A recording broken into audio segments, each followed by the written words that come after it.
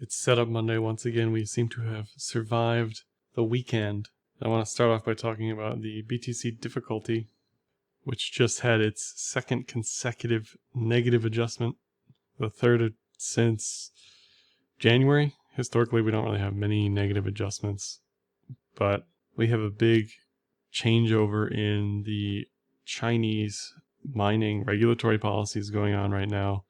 So this will probably continue to decline, and looks like that's already the case as these Chinese miners who are getting banned for mining in their respective regions in China are either closing down completely or preparing to shift to some other non-Chinese entity geographically.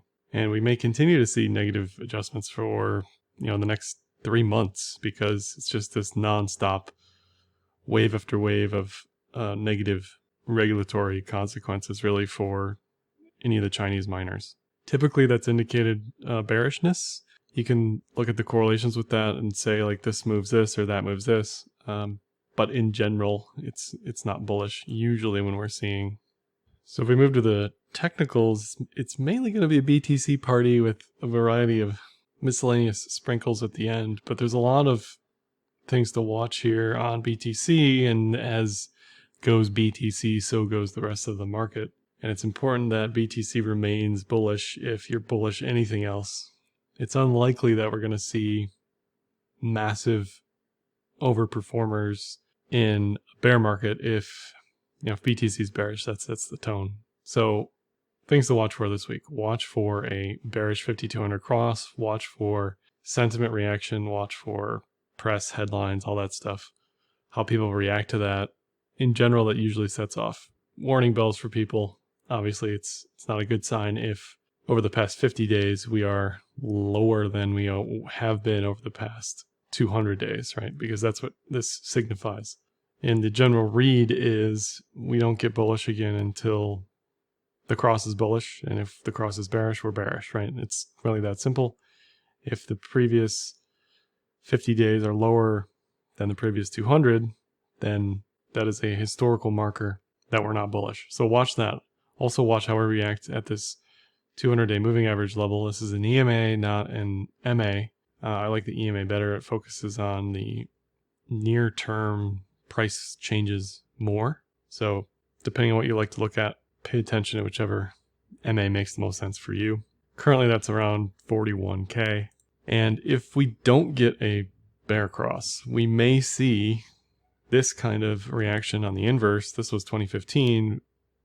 Unlikely to see a massive, this is a dramatic reaction. I don't expect us to just shoot back to all-time highs, but this is showing potentially what is to come if we are setting up for a bear cross and it doesn't happen. We typically see some sort of exuberance as a reaction to not crossing, right? So this was a bear trend setting up for a bull cross. It didn't happen, and then we had another stab down. Something to watch for in general is when you have an expectation of something to happen and it doesn't happen, there's typically an inverted overreaction. Something else to watch for. Do we recapture the 20-week SMA, which historically in 2017 and 2016 was extremely important. It was important in 2018.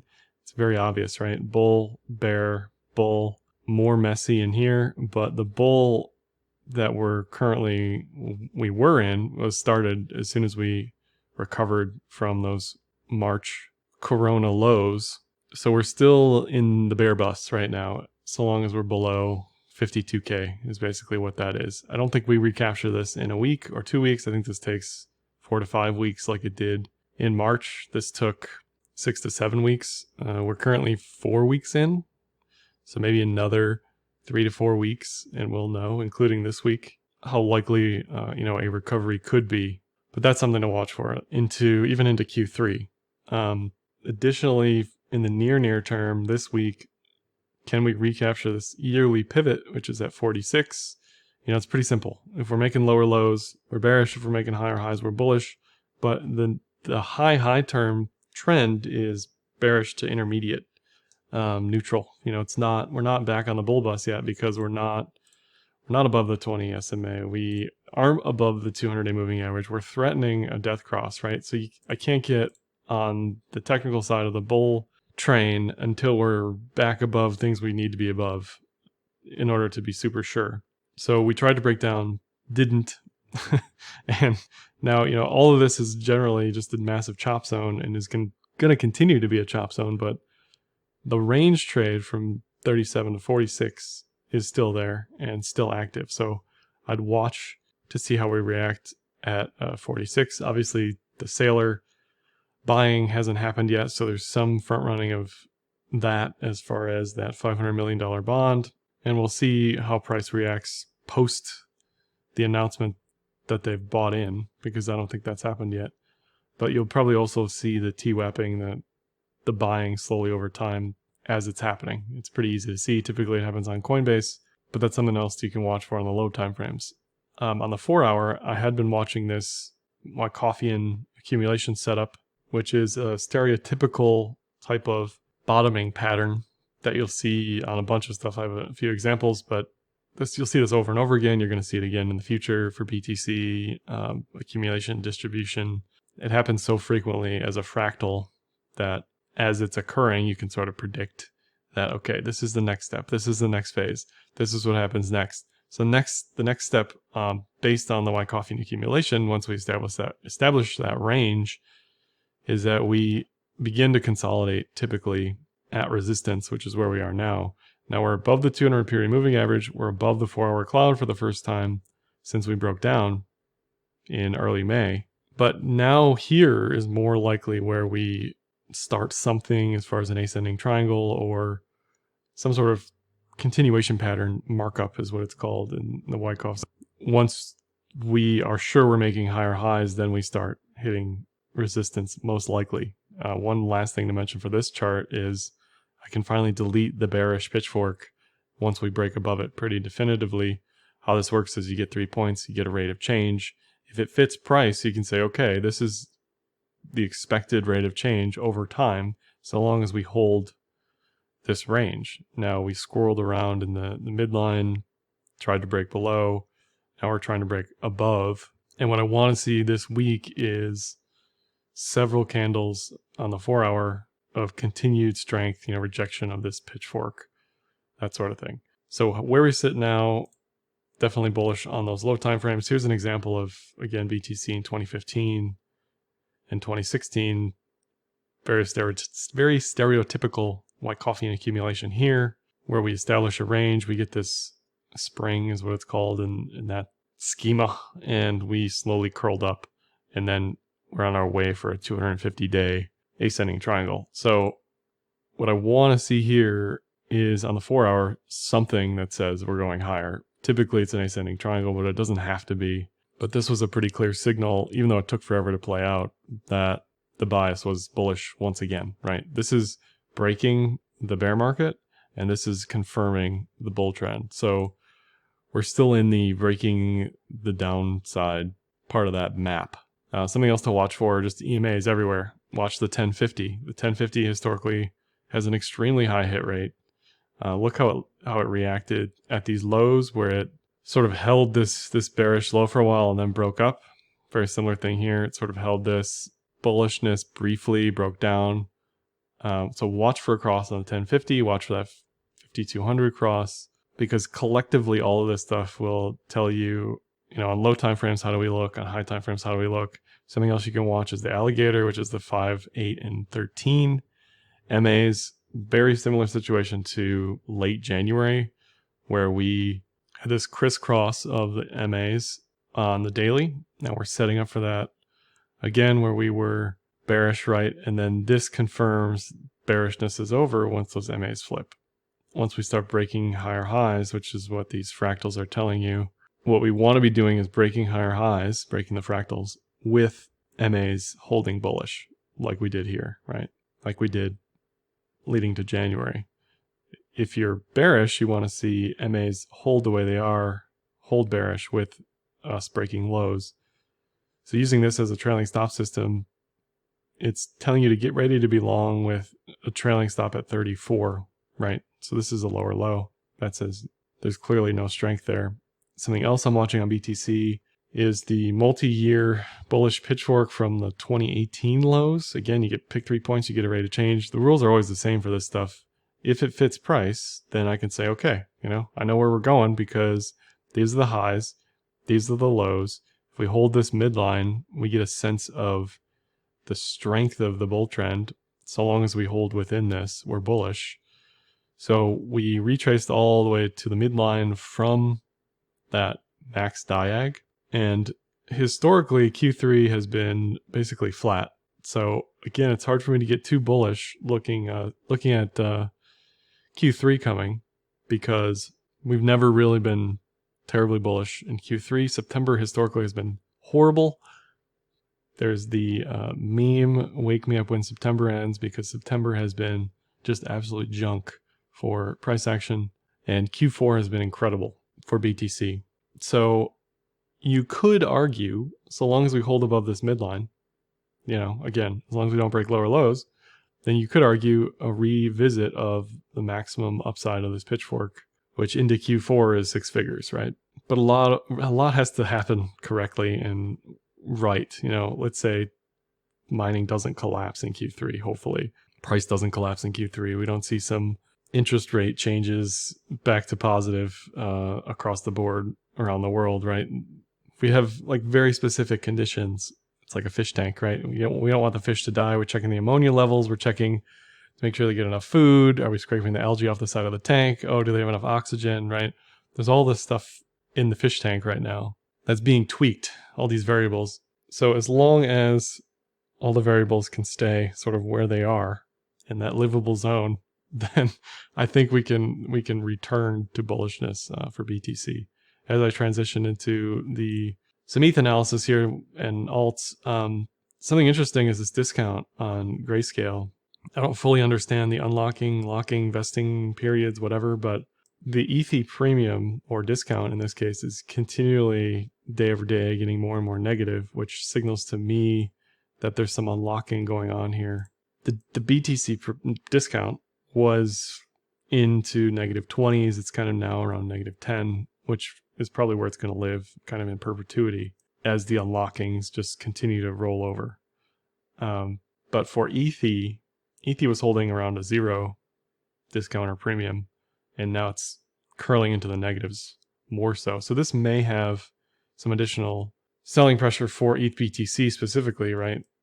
If the ETH discount increases and the BTC discount doesn't, then you can say there's some selling pressure there for ETH. Something else to watch that I keep looking at every day is how are gas prices? Everybody wants low gas prices, but in reality, what that signifies is very little on-chain activity, very little DeFi activity, very little DEX activity, very little just anything, right, going on with ETH. So we need fees to be high to a point in the system to not price people out, but to also show that there's something happening and, it's not a ghost town, right? So gas is slowly creeping up. It was at like less than 10 a few days ago, and now it's slowly creeping up. So I actually don't want to pay the fees, but I want this to increase to show like there's something going on here. There's more than just 5 people trading trading DEXs. And the ultimate fear for ETH is, now this isn't going to happen on its own, but if BTC goes to 20K, ETH is going to go to 600 for sure. This is where it's headed. This is the rate of change. You get 3 points. Again, pitchfork. I've explained it a few times now, but anytime you have a multi-month, multi-year pitchfork like this, it isn't unlikely that we revisit this at some point. Like this magnet is still strong. This gravity, whatever you want to think about it as, is still strong. And we have this diag up here. So this needs to hold. Otherwise we risk, lower lows, lower lows, lower lows on higher time frames. That's like the multi-month view. If we actually do go bear in Q3, then I'm not touching ETH until it's down low. This is the 4-hour cloud, and unlike BTC, ETH is just starting to curl above this 4-hour cloud for the first time since the drop in mid-May. It tried to retrace, right? There's this resistance at 2,900 at 3K, which is still there. So anything above 3K, I can get more bullish on ETH again. But you can see where it fell out of this 4-hour cloud in that trade. It was a great trade on the 4-hour, right? And we're setting up for a similar attempt at bullishness on the 4-hour here. Early stages, pre-stages, right? Very early. And that's not to say that it's going to even react like this, right? It may just be a chop zone, but it's important to just treat all of these like they're actually going to do something. Flipping gears to DeFi. DeFi looked incredibly bad over the weekend as it was breaking lows, sort of retesting those capitulation wicks. The fear here is that we just start slow bleeding, right? Like, it's hard to get super bearish if we're sort of bouncing off lows, but then as we start to make lower lows, that's what you don't want to see, obviously. That's the most bearish thing. Because if we get capitulation like we did here, that's typically bought up and, the people get flushed out quickly. But if people get flushed out slowly, especially with volumes being back to next to nothing, this is an index, this is one exchange, whatever. But for me, it's a weather vane as far as what's going on. We're below the 200-day moving average here. We're below all this volume here. We're out of the range here. We're below the high volume area here. We're threatening a bear cross here on the daily. There's all sorts of reasons why I'm worried about this going all the way back to the January breakout. I mean, look at the 1618 on this range here. So I'm trying to be unbiased in general, right? Like, I don't want to be a Bitcoin maxi when I'm trading DeFi because that's not going to help me think about this objectively. But this is one thing to watch, right? Like, if we break this low, you just can't get bullish broadly on DeFi. And you'll see gas increase if we're bullish. You'll see ETH rising again. All those are effects of people getting back into this market. Something else to watch is this link pitchfork. Again, multi-year trend. The rate of change is pretty clear. We're currently at a high risk reward area because if we break below the pitchfork, then we're likely done on this multi-year bull trend. But if you buy these lows, you can sell these highs at a later time, right? So you're buying 20 to 25, you're selling maybe 80 to 100 in a few months, right? Like, so far that's worked out great. But again, as a weather vane, watch a link as one of these leaders in DeFi for any weakness, for additional downside. All this stuff is going to move together anyway. It's not like it's going to magically pump on its own. Here's Doge USD, which looks horrible to me.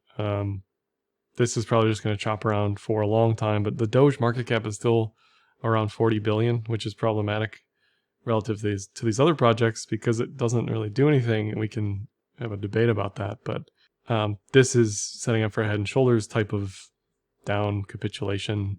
This is one thing that could probably act on its own. A lot of these BTC pairs, this is just Bitcoin Cash because it's easy to see that it's bearish, but it's got a head and shoulders here. It's got an inverted cup and handle here. There's all sorts of reasons why this should lead to bearish continuation. Rounding it out with some legacy stuff. If you're bullish crypto, you don't want to see dollar strength. So this is setting up for an inverted head and shoulders on the Dixie, which would be a bullish reversal with this multi-month bull div, right? So if you're bullish crypto, you don't want to see this play out. You want to see whatever it is they're doing to make the dollar weak, money printing, infrastructure bill, interest rates zero, whatever it takes. Doesn't matter anything specifically, but you don't want to see this play out if we're bullish crypto. We don't want to see Dixie back to 98. We want to see Dixie breaking this multi-year low of 88. Silver is something else to watch. This is the weekly. Metals are incredibly slow playing out what they do, but this is a very similar situation where you're having this Wyckoff accumulation. This is like a 10-year, so I guess it's 5-year Wyckoff accumulation, right? You see this descending triangle here, breakdown range established. Here's your spring. We're back in that markup phase. So this is what I'd be looking for on BTC on the low time frames. But this still looks incredible to me as far as breaking up for higher highs. Just in a vacuum, this should break higher. Something else to watch is Coin and MSTR as far as sentiment gauges for legacy. We had some Paul Tudor Jones interview today saying that he's got 5% in BTC. Great. That's one thing. The more we get away from Elon tweets and real people who have real impacts on institutional investing and just institutional sentiment, like Ray Dalio or XYZ billionaire, right?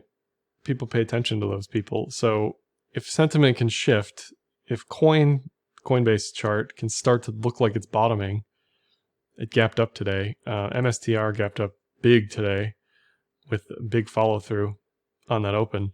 So this could start to show some changes in sentiment. Something else to watch this week is the CME futures prices. If those remain in backwardation, that's not exactly bullish. We have a CME rollover at the end of the month.